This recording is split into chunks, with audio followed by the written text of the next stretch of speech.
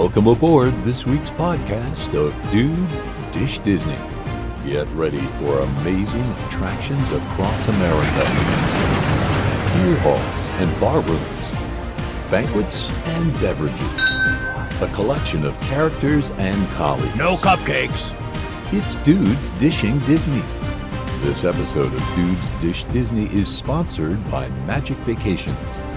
Magic Vacations. Discover the magic of travel. And now your hosts, the dudes of Dudes Dish Disney.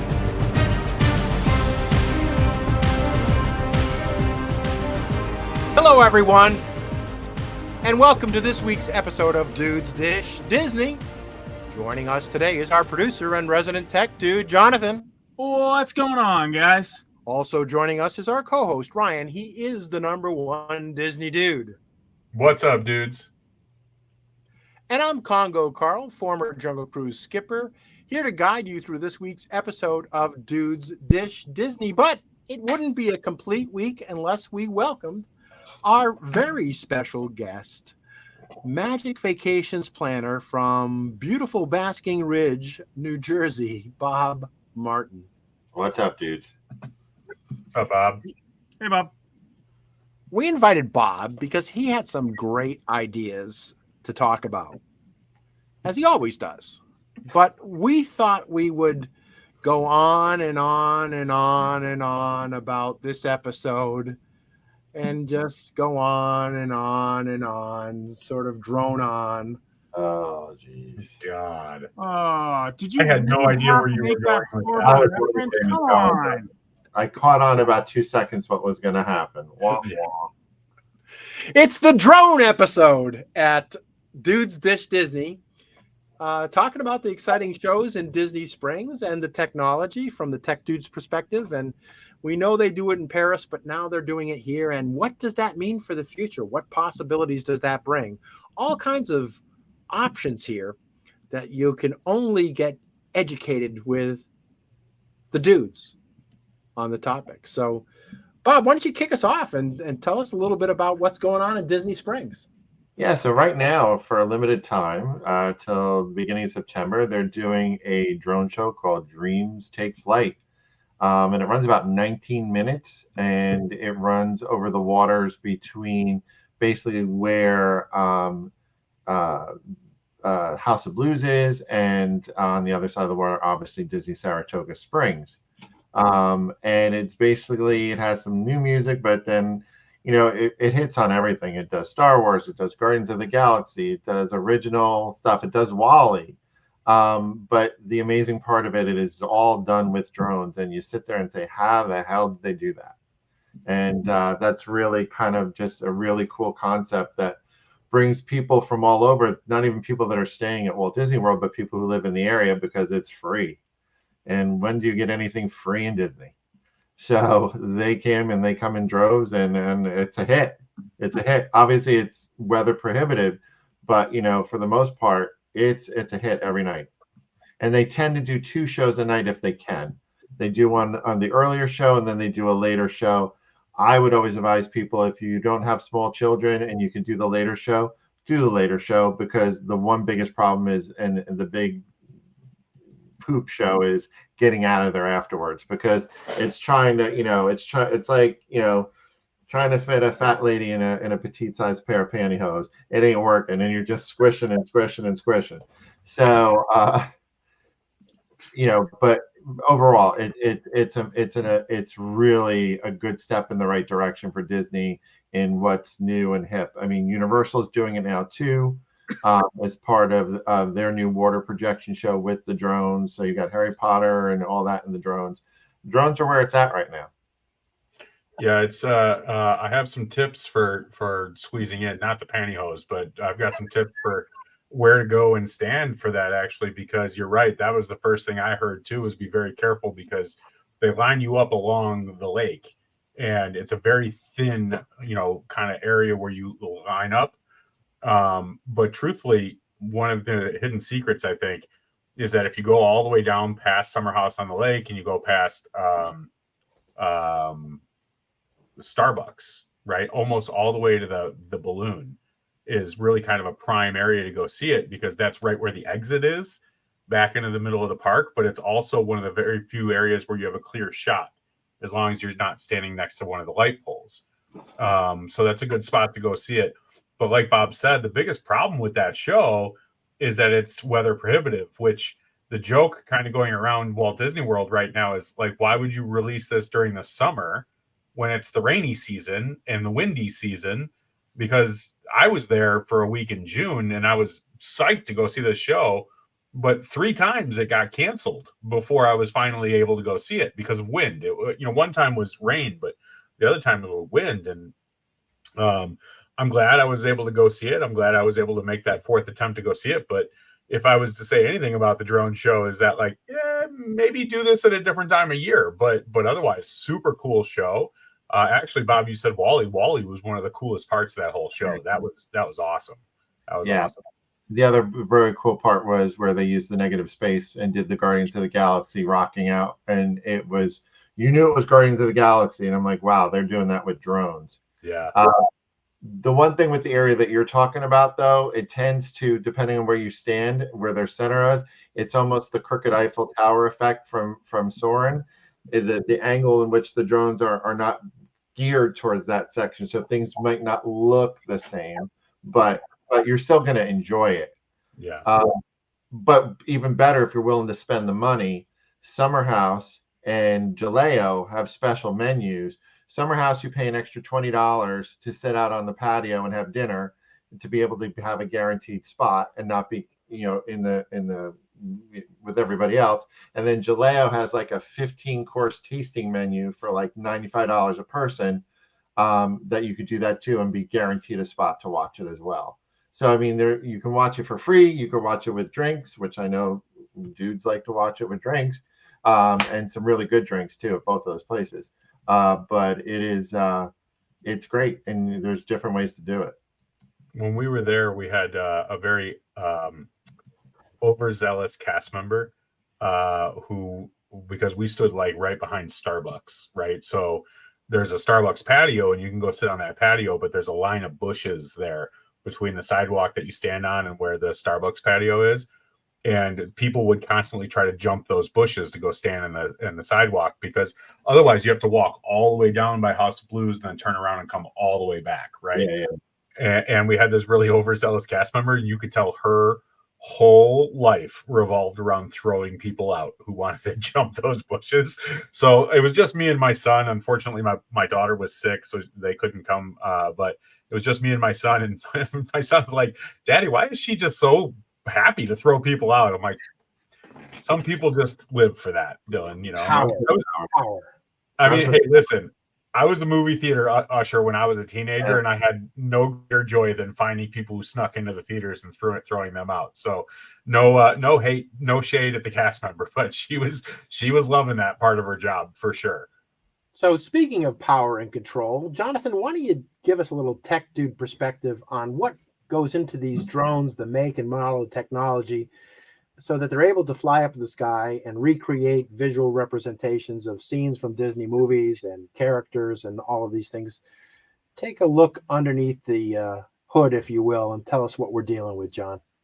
Yeah, so I mean, I can't tell you exactly what make and model of drones we're using here, because there's many out there that could be being used. Well, Jonathan, let me help you out there, because that would be none other than the Parrot Bebop 2 quadcopters, named after their 4 rotors. And that's what they have. They're the latest and greatest bespoke software and hardware. So that's what we're dealing with. Go ahead. Someone did their homework. Wow, I'm thoroughly impressed here. I did not expect you to do that. Okay, I stand corrected there. But basically, with these drones and everything, what they're doing is they're basically bringing them into a program.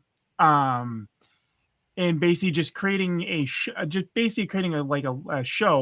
If any of you guys are familiar with lighting or anything like that, when you go to a concert or like EDM or any of those type of shows like that, basically they're bringing them into a program where you're designing and building the different layers within each individual drone with how they are represented with each other and all that. And it runs off of GPS location.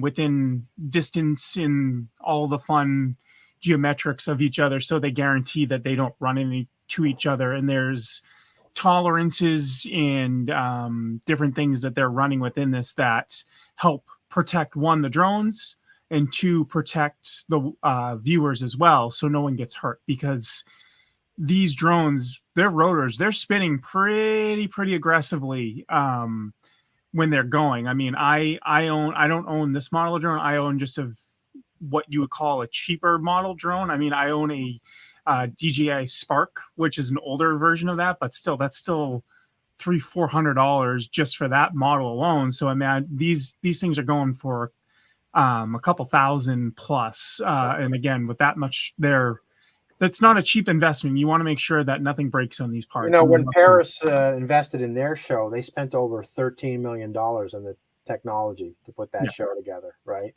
So yeah, they can get very pricey. But your very simple version of that drone, when you're not using it, you just store it handily in your basement. It is stored in the basement, but it's in a it's in a nice heavily sealed Pelican case. Because that would be stupid not to have it in a nice case. Right next to his case of all his other spy cams that he uses. Yes. Oh, yes. Yeah. But anyways, back to my point. But yeah, I mean, these drones with everything, it's what you can do, and you can change elements pretty much on the fly too. So, you have the ability to quickly add in scenes, delete scenes, et cetera, pretty quickly. So if Disney wanted to deploy different things and all that, they could do it very quickly within the software, which is really cool, because once the software's programmed, it's just downloaded and uploaded to each individual drone, and you hit fly and run show, and boom, you're up and you're moving. Simple as that.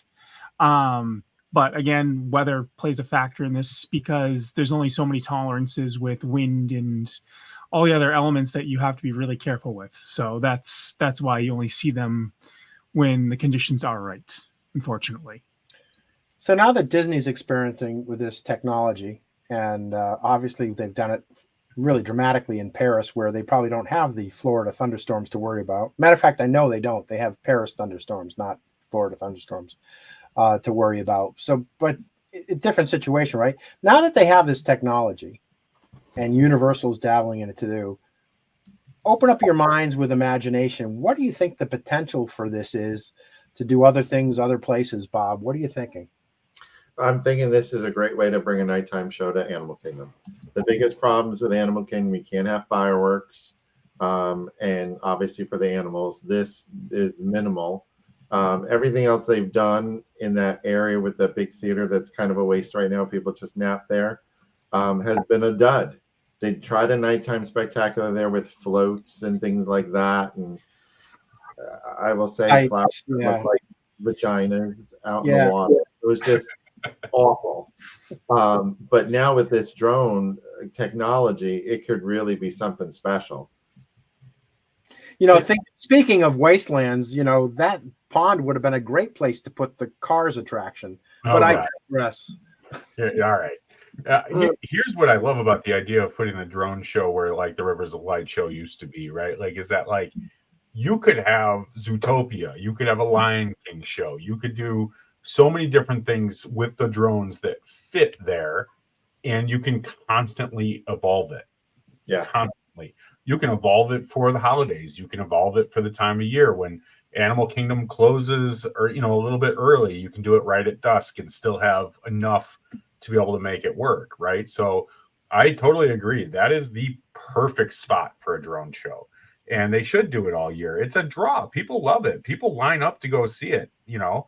And it's had rave reviews everywhere else they've done it. And the great thing about it is you can change it easily by just changing a computer program, if I'm correct, Jonathan, because other ones, they're building sets that they have to create, and they have to hire cast members to man those things. Here, it's one person with a control center, and you're done. And it's cost controlled, right? So if we talk from a business standpoint, it's cost controlled. You've already paid for the equipment. All you're really doing at that point is paying for maintenance on the equipment and you're paying for whatever engineer is creating that logic to Presentation, make it yeah. all work. Yep. Yeah. And these days, you could probably write it with AI. Honestly, you could probably even ask AI to, hey, I want to create a show on this platform for Disney's Lion King. And there you go. It's created. And with all the expansion coming there, I mean, the possibilities, what those shows could be, are endless. Yep. And they could do a different show every night of the week. Wednesday night is Lion King night, like you said. And, you know, Fridays is Encanto night. Bring you, you know, and do a whole thing around that. You could do an But indie again- show, Carl. Don't tease me, Ryan. Oh God. Oh God.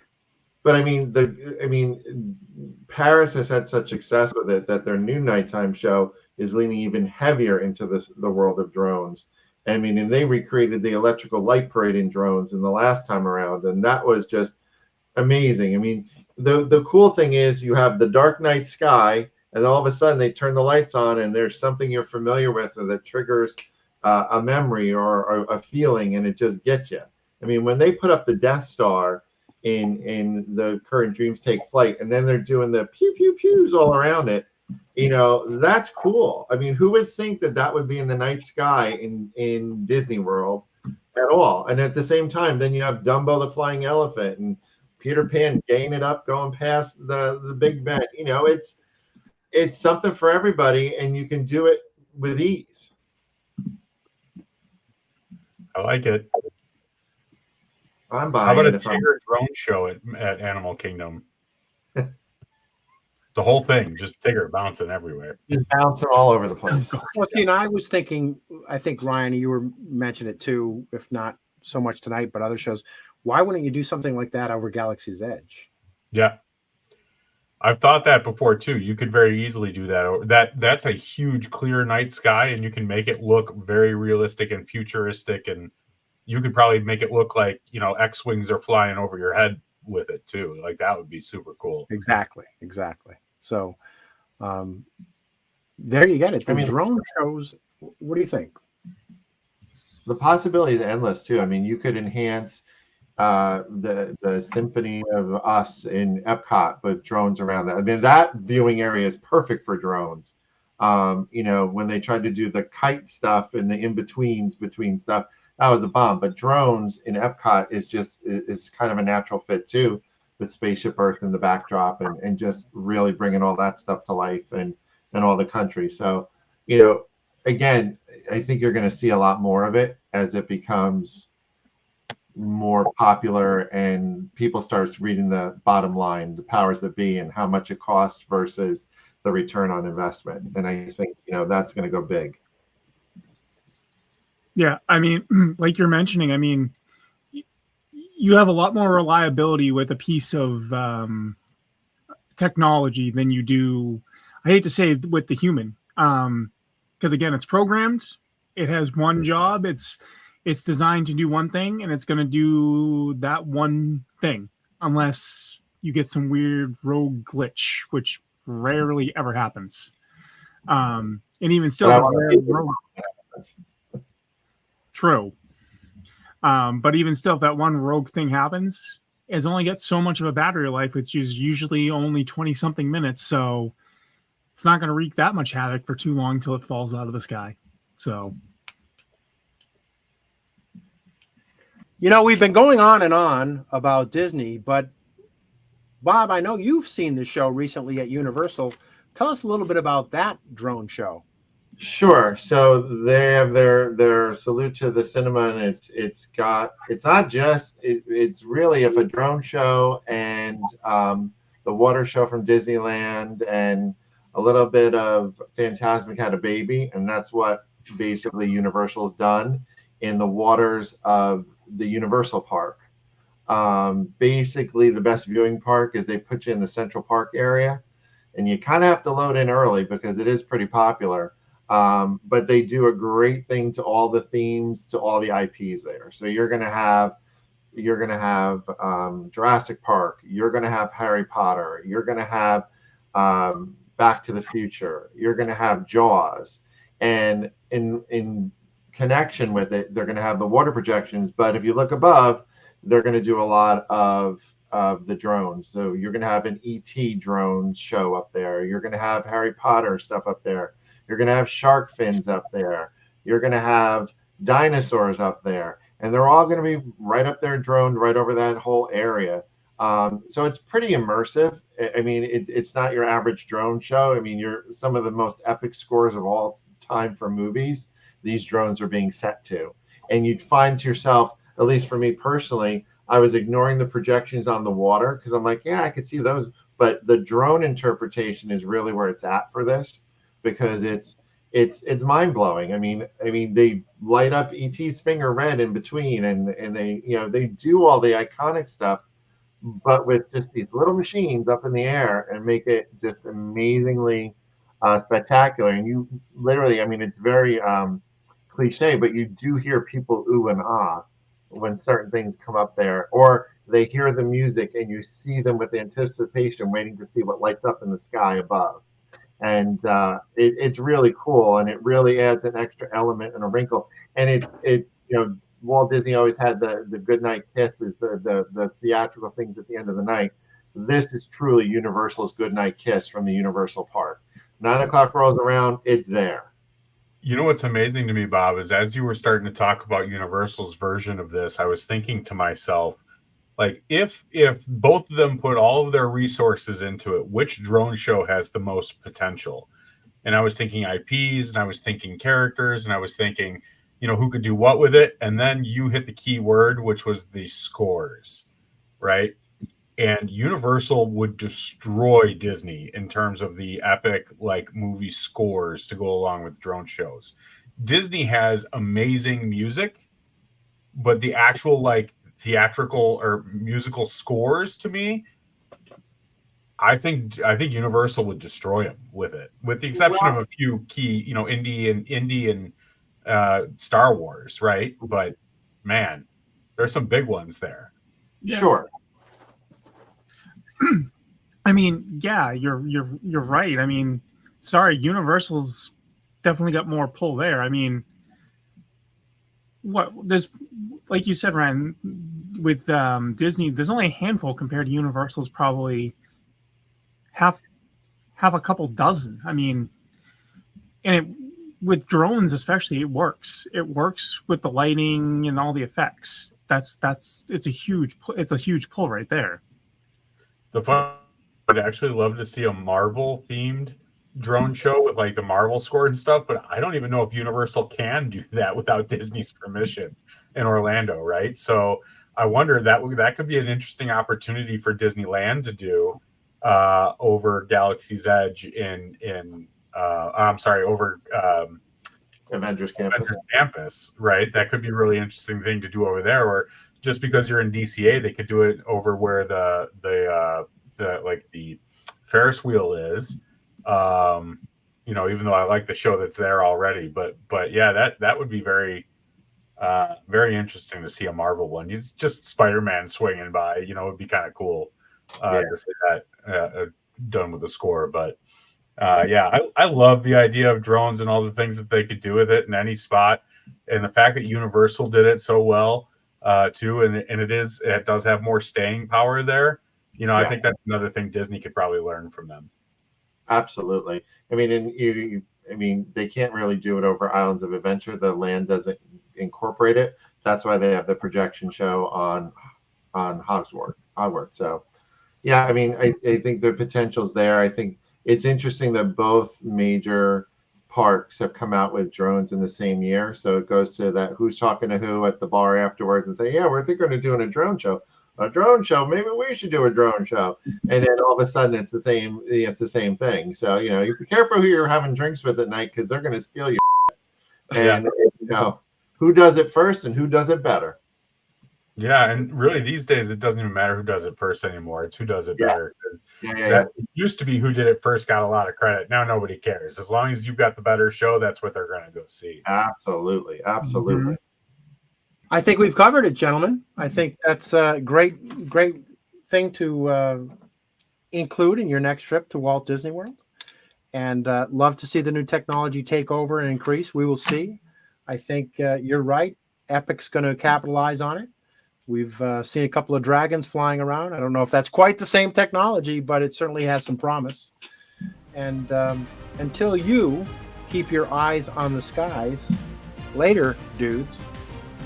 Later, dudes. Later, dudes. Later, dudes.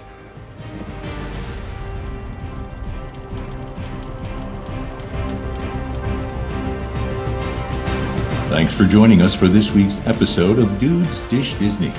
Please check us out on social media. On Facebook at Dudes Dish Disney. On Instagram at Dudes Dish Disney. On X at Disney_Dish. Please check us out on YouTube. Like and subscribe at Dudes Dish Disney. Please visit our sponsor, Magic Vacations, at magicvacations.net. More than just a travel agency, Magic Vacations has over 60 Magic Vacation planners committed to bringing you white glove concierge service. Using a Magic Vacation planner allows you to spend more time making memories and less time worrying about the details. For all of your Disney, Universal, cruise, and global travel, go to magicvacations.net. Magic Vacations. Discover the magic of travel.